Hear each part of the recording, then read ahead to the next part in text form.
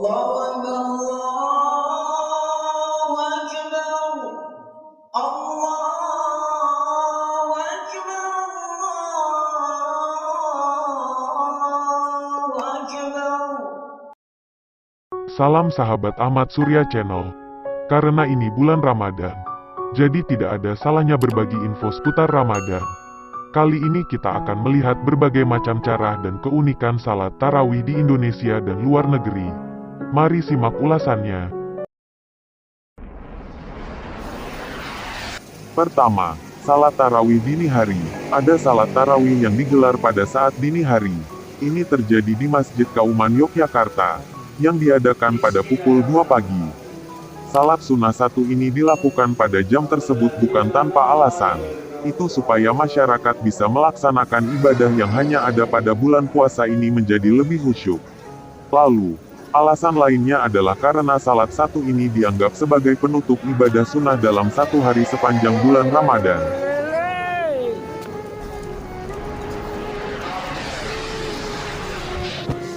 Kedua, ibadah hanya dilakukan dalam waktu 10 menit.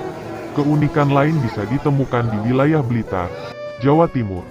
Tepatnya di Masjid Pondok Pesantren Mambaul Hikmah yang mengadakan salat tarawih hanya dalam kurun waktu 10 menit.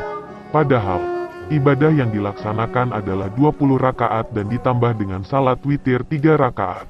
Imam masjid yang berada di kawasan Desa Mantenan, Kecamatan Udanawu ini melafalkan surat Al-Fatihah dengan cepat. Kemudian, dilanjutkan dengan membaca surat-surat pendek. Sehingga, dalam satu rakaat saja, hanya membutuhkan beberapa detik. Meskipun begitu, setiap tahunnya, ada sekitar 1000 jamaah yang mengikuti salat sunnah tersebut di masjid ini.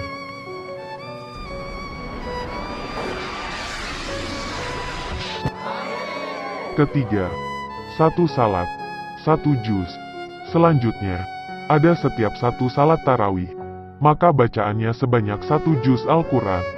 Sehingga, dalam satu bulan, bisa menghatamkan sampai juz 30.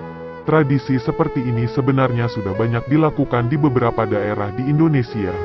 Beberapa di antaranya ada Masjid Jami, Sungai Jingah, Banjarmasin dan Masjid Al-Falah, Jambi.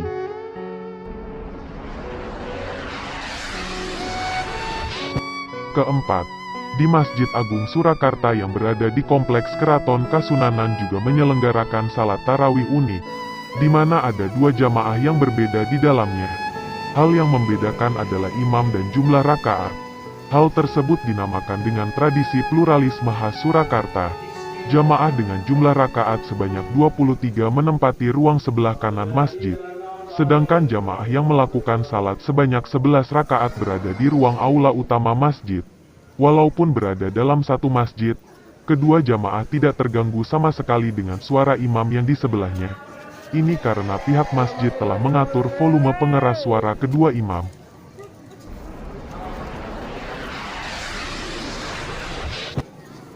Kelima, jamaah di rumah, imam di masjid. Selain di Cengkareng, Yogyakarta juga masih melaksanakan tarawih di saat pandemi corona ini. Namun uniknya, masyarakat tetap beribadah di dalam rumah, sedangkan imam di dalam masjid. Jadi, imam akan membaca suratnya dengan menggunakan toa agar warga bisa mendengar dari rumah masing-masing. Dengan begini, masyarakat dan imam akan merasa aman.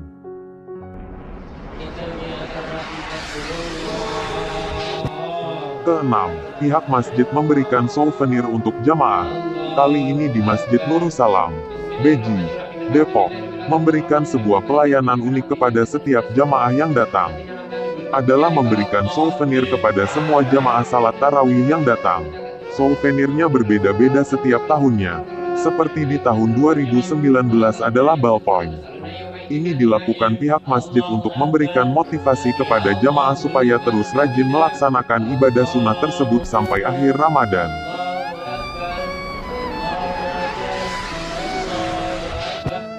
Ketujuh, salat hanya 7 menit. Berbeda dengan di Blitar yang menyelenggarakan salat tarawih selama 10 menit. Indramayu malah melaksanakan ibadah tersebut hanya 7 menit. Salat ini dilakukan di Pondok Pesantren Al-Quraniyah, Desa Duku Jati, Kecamatan Krangkeng. Menurut pengasuh Ponpes, Azun mauzun. Salat kilat ini tidak mengurangi rukun-rukun salat, malah mempunyai manfaat. Seperti bisa mengeluarkan keringat dan masyarakat tetap bisa melakukan aktivitas sehari-hari dengan lancar.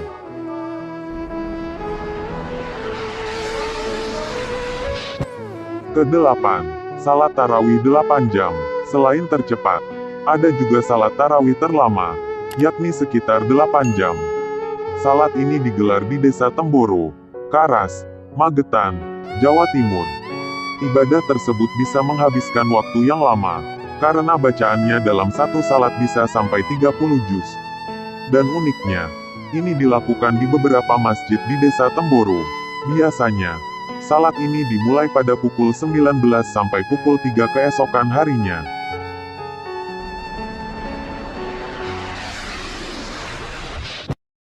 Kesembilan, melantunkan sholawat Nabi dalam bahasa Jawa setelah salat. Hal unik lainnya bisa kalian temukan di Jabon, Sidoarjo, Jawa Timur. Masyarakat yang ada di sana mempunyai kebiasaan melantunkan sholawat Nabi dalam bahasa Jawa. Kegiatan yang juga disebut dengan syairan ini dilakukan bukan tanpa alasan. Selain untuk ibadah, aktivitas ini dilakukan sebagai bukti lestarinya budaya yang ternyata masih dilaksanakan hingga saat ini. Wah, cukup unik. Ya, selain beribadah, warga setempat juga bisa sekaligus menjaga lestarinya budaya.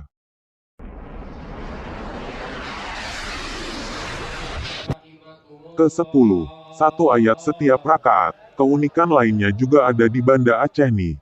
Di salah satu tempat ibadah yang bernama Musala As-Sajidin, membaca suratnya menjadi super pendek. Bagaimana tidak? Setiap rakaat, imam membacakan satu ayat saja. Jadi, salat sunnah satu ini akan berlangsung lebih cepat daripada biasanya. Ke-11, semua jamaah salat laki-laki. Kemudian, keunikan lainnya ada di Masjid Kesultanan Ternate. Di masjid ini, yang boleh melaksanakan tarawih adalah para pria. Selanjutnya, para pria ini juga diwajibkan menggunakan celana panjang serta penutup kepala. Ini adalah ketentuan yang ditetapkan para leluhur, sehingga wajib untuk dilestarikan.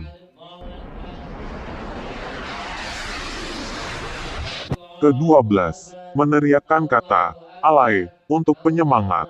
Di Kecamatan Saparua Timur, Maluku Tengah, tepatnya Desa Sirisori, Islam melakukan hal unik pada saat melaksanakan salat tarawih, yaitu meneriakkan kata "Alae" yang sudah diterapkan sejak dulu. Biasanya, kata ini diteriakkan setelah salam dan usai lantunan-lantunan sholawat serta bacaan taradi. Teriakan ini dipercaya bisa membangkitkan semangat orang-orang untuk melanjutkan salat tarawih sampai akhir.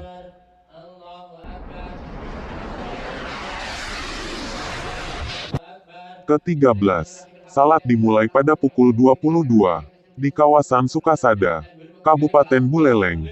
Desa Pegayaman juga melaksanakan salat sunnah ini secara unik, di mana ibadah dilaksanakan menjelang tengah malam, yaitu sekitar pukul 22 waktu setempat. Ini dilakukan untuk memberi kesempatan kepada warga yang rumahnya berjauhan dari masjid dan yang mempunyai kesibukan bisa salat tarawih. Di sisi lain, di desa ini juga hanya ada satu masjid bernama Safinatus Salam.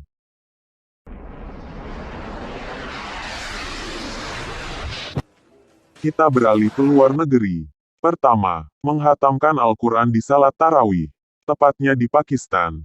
Juga ada keunikan di salat tarawihnya. Menjelang akhir bulan Ramadan, seluruh masjid yang ada di sana melakukan yang namanya sabina. Itu adalah tradisi menghatamkan Al-Quran yang dibaca dalam salat sunnah tersebut. Ini biasanya dilakukan selama 3 hari terakhir di bulan suci ini. Kedua, imam salat tarawih yang hafal Al-Quran. Mesir, hampir semua masjid mempunyai imam pilihan. Maksudnya adalah imam untuk salat ini harus yang sudah menghafal Al-Quran. Salah satunya seperti di Masjid Al-Azhar. Selain bisa menghafal kitab suci ini, imam juga memiliki suara yang merdu dan sangat menguasai qiraah atau ragam cara membaca Al-Quran. Dijamin deh, salat di sini bisa membuat siapa saja betah untuk berada di sana. Kedua, imam salat tarawih yang hafal Al-Quran. Mesir, Hampir semua masjid mempunyai imam pilihan. Maksudnya adalah imam untuk salat ini harus yang sudah menghafal Al-Quran. Salah satunya seperti di Masjid Al-Azhar. Selain bisa menghafal kitab suci ini, imam juga memiliki suara yang merdu dan sangat menguasai qiraah atau ragam cara membaca Al-Quran. Dijamin deh, salat di sini bisa membuat siapa saja betah untuk berada di sana. Terakhir, salat tarawih 2 putaran. Di Maroko, salat sunnah satu ini diadakan sebanyak 2 putaran. Waktu pertama dilakukan setelah azan Isya berkumandang.